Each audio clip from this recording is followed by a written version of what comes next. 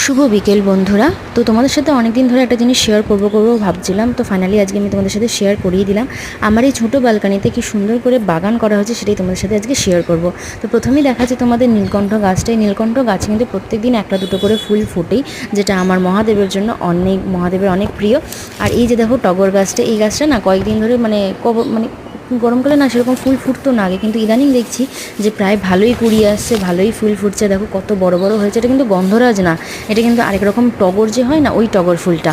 তো এটা আমি দিদাবাড়ি থেকে এনেছিলাম। তারপরে এই যে চারাগুলো দেখছো, এই চারাগুলো ছিল না, কিন্তু এখানে একটা এইরকম গাছ ছিল, সেখান থেকেই চারাগুলো হয়েছে।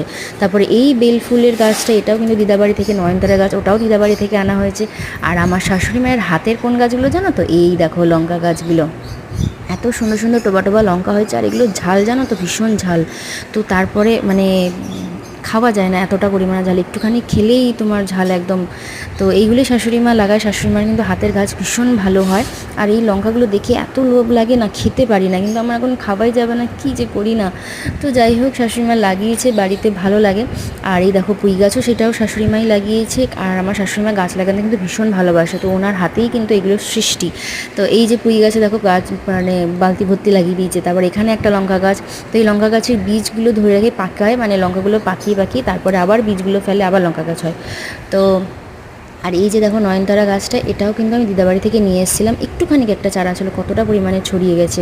তো পুজোর জন্য বললামই, আমার কোনো ফুলের প্রয়োজন হয় না, আমি এখান থেকেই কিন্তু ফুল দিই। প্রত্যেকটা দিন আমার ঠাকুর ফুলে ভরে যায়।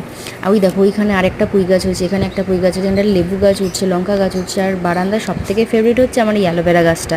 এটা দেখো কতটা ছড়িয়েছে। তো আমার এই ছোট্ট বাগান ব্যালকানি কেরম লাগলো আমাকে অবশ্যই জানিও। Tata, good.